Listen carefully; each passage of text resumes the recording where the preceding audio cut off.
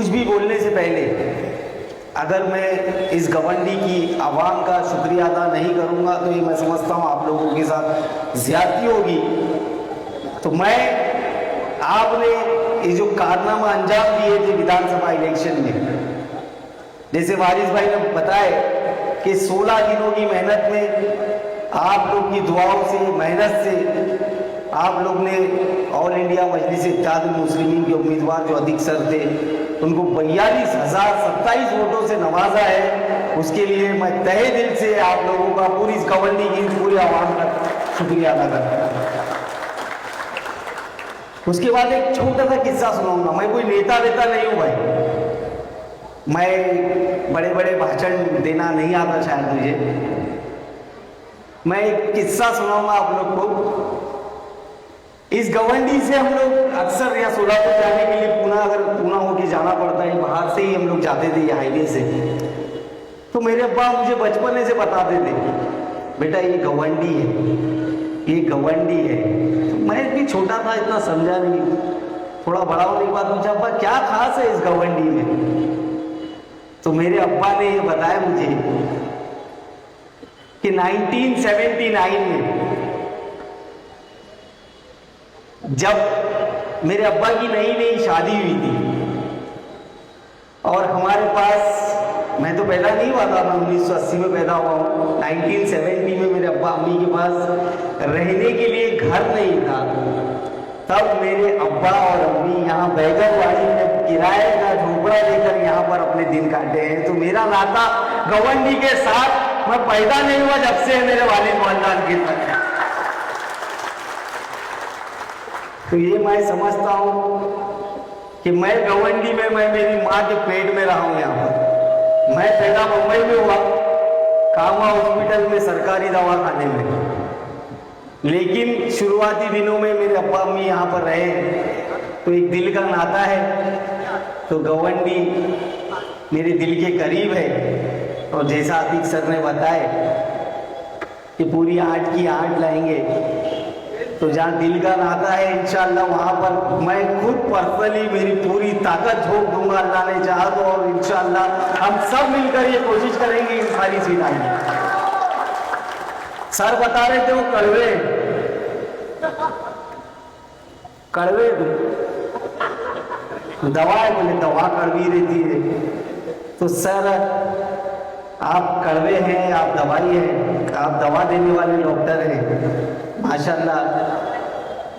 मैं भी सर्जन हूं, मैं दवा नहीं देता, मैं सीधा ऑपरेशन करता हूं।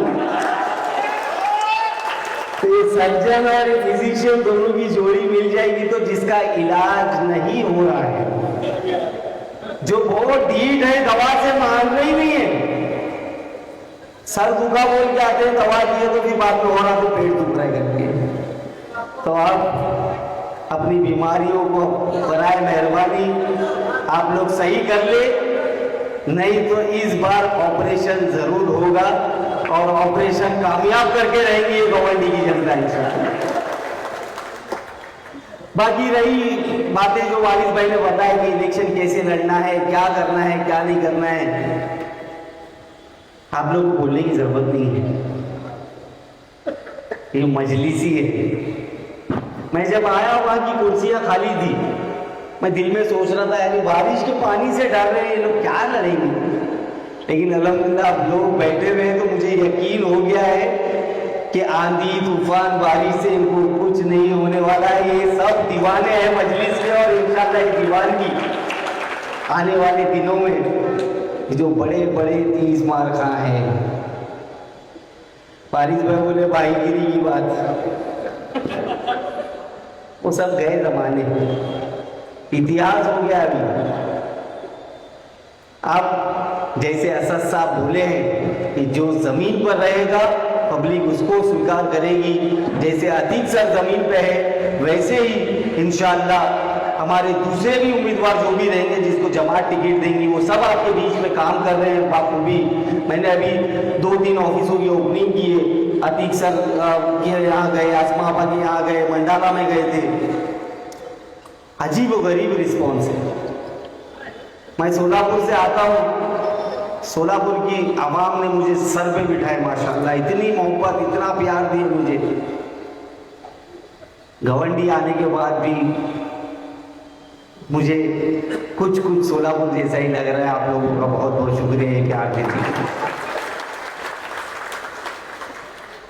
अभी मैं बैठा था तो इरफान भाई मेरे को टाइम बता रहे थे, पुलिस का मैसेज आ रहा है बार बार कि जल्दी खत्म करो, जल्दी खत्म करो। अभी उनको अकबर साहब का मैसेज करना, बताना पड़ेगा उनका बयान। ये घड़ी हमारे पास भी है और घड़ी हम भी देखते हैं, और जब तक 10 नहीं बजेंगे ये माइक बंद नहीं होने वाला है। और किसी में हिम्मत नहीं है कि ये मजलिस का माइक बंद करके दिखा दे वक्त से पहले इंशाअल्लाह। आने वाले कुछ ही दिनों में इलेक्शन है। मेरी आप सब लोगों से दरखास्त है, असद साहब ने मुझे बहुत बड़ी जिम्मेदारी से नवाजे माशाल्लाह मुंबई का अध्यक्ष बनाकर।